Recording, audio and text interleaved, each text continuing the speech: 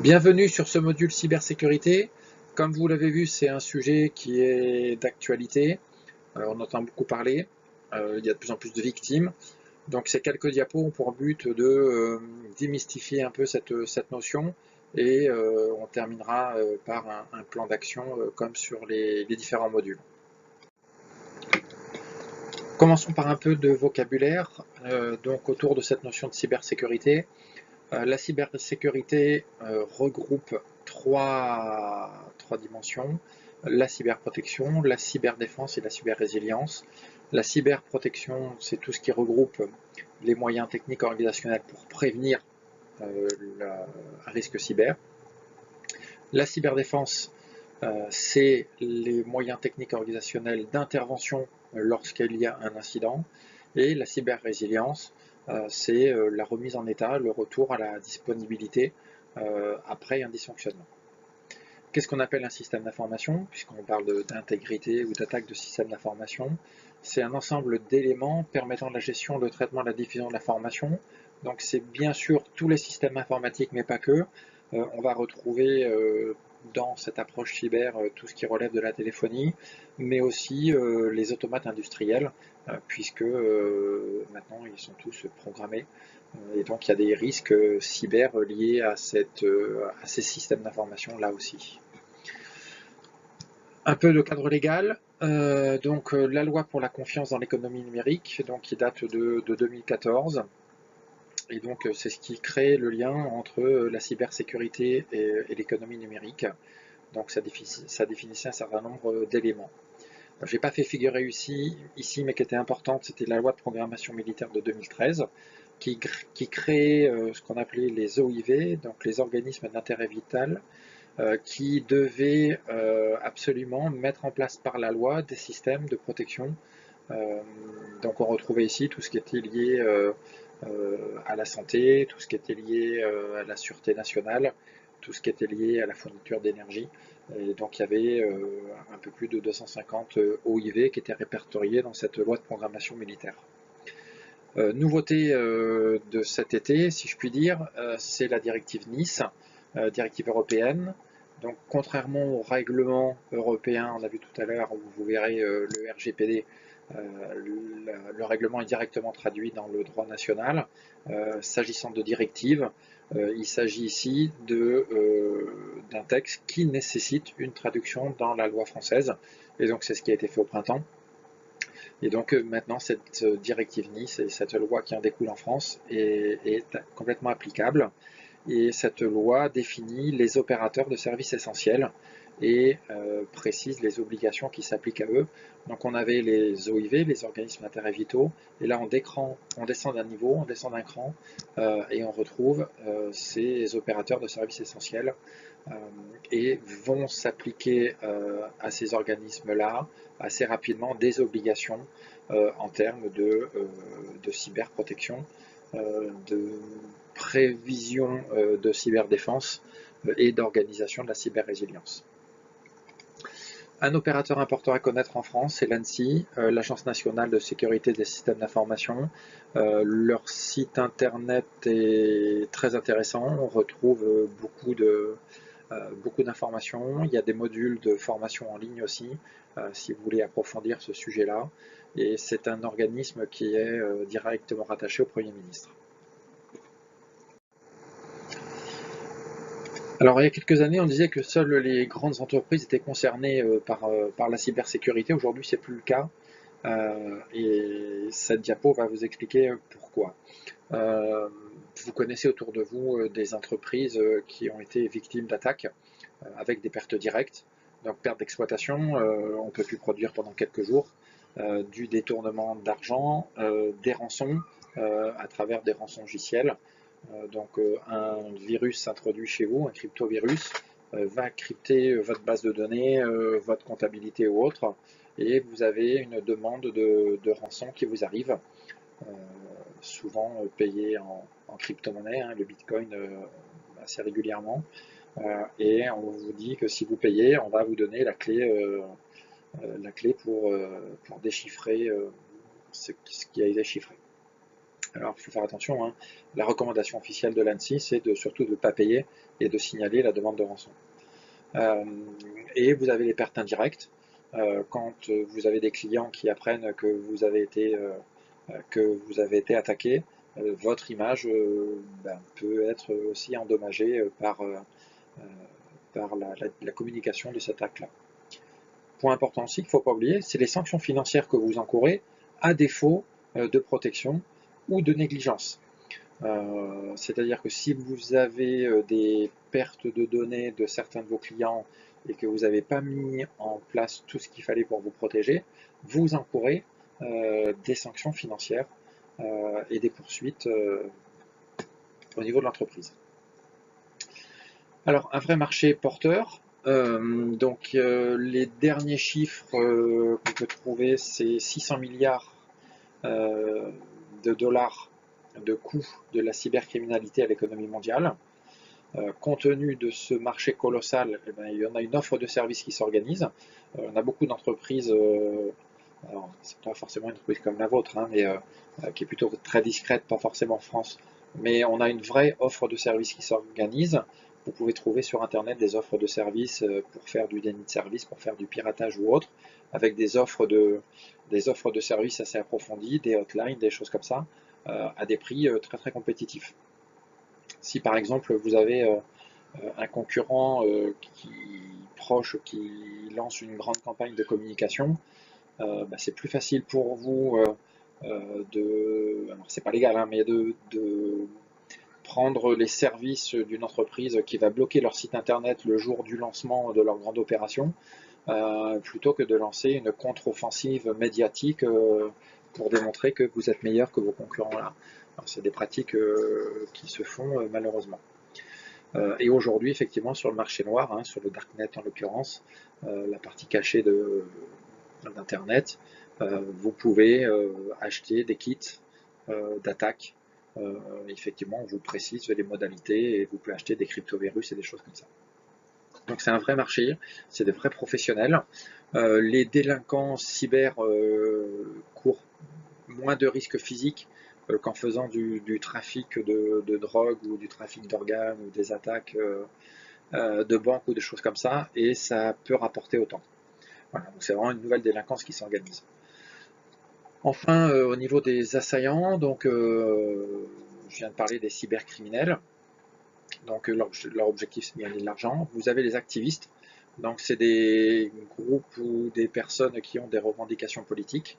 Donc Daesh par exemple a beaucoup utilisé ce moyen-là pour bloquer des sites ou d'effacer la première page de votre site internet et mettre un drapeau de Daesh par exemple sur votre site internet.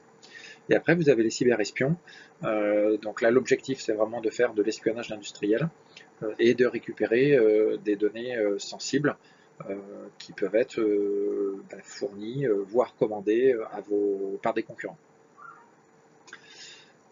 Attention, alors ce que je précise ici, hein, c'est que 80% des actes malveillants impliquent des salariés, alors parfois à leur insu, mais parfois de manière consentante. Donc se protéger contre l'extérieur est important, se protéger de l'intérieur est sans doute tout aussi vital. Donc regardons maintenant les risques encourus. Premier risque, c'est la perte de données. Que ce soit du piratage, que ce soit du chiffrement de données avec rançon officielle ou autre, c'est le premier point. Il va falloir reconstituer vos données. C'est pour ça qu'il est important de sauvegarder régulièrement toutes les informations que vous avez. En France, 77% des PME ont déjà subi des cyberattaques. Alors, elles ne sont pas toutes abouties, hein, mais 77% ont été ciblées. D'une manière plus humoristique, dans les littératures, on dit que une entreprise sur deux a déjà été victime de cyberattaques et l'autre moitié l'a été, mais elle ne le sait pas. Hein, mais retenez ce chiffre. Aujourd'hui, 3/4 des entreprises, des PME françaises, ont été la cible de cyberattaques. Deuxième, j'en parlais aussi précédemment, c'est l'atteinte d'image. Effectivement, quand vous avez été victime d'attaques, les clients peuvent très bien perdre confiance en vos produits, en vous, et donc il y a des effets induits assez rapidement. L'espionnage, donc vous pouvez aussi perdre des process industriels, des informations sensibles, des dossiers importants sur lesquels vous travaillez. Et donc effectivement, l'objectif est vraiment de récupérer de l'information à la source pour vous enlever un avantage concurrentiel que vous étiez en train de constituer. La destruction de système. Donc une entreprise française subit en moyenne 29 attaques par an. Et donc c'est là qu'il faut avoir les outils informatiques pour le coup les plus robustes possibles et les tenir à jour, c'est vital pour pouvoir se préserver de ça. Les extorsions de fonds, donc qu'on peut lier au rançongiciel dont je parlais précédemment. Le coût direct, c'est un peu plus de 3 milliards d'euros pour les entreprises françaises. Donc c'est les chiffres de 2017 qui ont été donnés. Donc on commence à parler là de sommes importantes. Et encore une fois, ça concerne beaucoup les petites entreprises parce que elles sont souvent plus vulnérables que les grandes entreprises qui se protègent davantage. Et enfin, vous avez l'indisponibilité ou déni de service. Je peux bloquer votre site internet sur lequel vous faites de la vente en ligne. Ça va vous faire perdre de l'argent, perdre des clients. Je peux bloquer des automates de fabrication. Je peux même aller jusqu'à changer les paramètres ou modifier votre programme dans votre process industriel si vous avez des automates qui peuvent être pilotés à distance. Voilà, et on a eu le cas d'une entreprise qui travaillait sur des plaques de platine qui s'est fait pirater son système de pilotage des automates, et il y a toute une production qui a dû être mise au rebut, et voilà, au prix du platine, c'est effectivement des pertes qui sont très importantes. Regardons maintenant des exemples de condamnation ou de conséquences d'attaque. Donc 2016, une petite entreprise en Bretagne se fait crypter ses données et paye 5000 euros pour les récupérer. En 2017, alors il y a beaucoup d'exemples, hein, j'en ai simplement sélectionné certains. Ici le contraire, où pareil, demande de rançon, l'entreprise n'a pas voulu payer, et par contre il a fallu remplacer les serveurs et récupérer les données qui avaient été perdues, les reconstituer. Entreprise du Puy-de-Dôme, donc ça c'est une entreprise qui a été médiatisée, où au final il y avait quelques salariés et l'entreprise a dû fermer ses portes. Donc pareil, suite à une attaque. Intéressant, 2017, donc une entreprise a été condamnée pour manquement aux obligations de sécurité, donc 50 000 euros d'amende, parce que l'entreprise n'avait pas mis en place tous les systèmes permettant de protéger les données, notamment celles des clients, comme la responsabilité lui incombait. Dernier exemple, donc une autre entreprise qui s'est fait voler l'ensemble de ses secrets de fabrication, pareil, par piratage de ses données, et rencontre maintenant des difficultés à garder son avance, notamment à l'international. Terminons, comme sur les autres tutos, par le plan d'action. Donc, commencez par faire un diagnostic. Donc, celui-ci est plus ou moins complexe en fonction de la complexité de vos systèmes d'information. Il existe des méthodes structurées préconisées par l'ANSSI, notamment la méthode EBIOS, donc qui permet effectivement de suivre un cheminement pour avoir un diagnostic complet et cohérent, donc qui aboutit à un plan d'action. Sensibiliser les collaborateurs et établir une charte informatique. Alors la charte informatique doit inclure normalement aussi tout ce qui est téléphonie. Et il est important de tracer ces séances de sensibilisation parce que en cas de non-respect de celle-ci, vous pouvez engager des poursuites ou des démarches disciplinaires plutôt contre les collaborateurs qui ne respectent pas les règles. C'est pour ça qu'en général, cette charte est aussi annexée au règlement intérieur, et le règlement intérieur doit faire mention aussi des conséquences du non-respect de cette charte informatique. Revoir les contrats, donc souvent il est nécessaire de reprendre ces contrats d'infogérance. Alors on rencontre parfois des entreprises qui n'ont pas de contrat d'infogérance structuré, la facture va dans le contrat.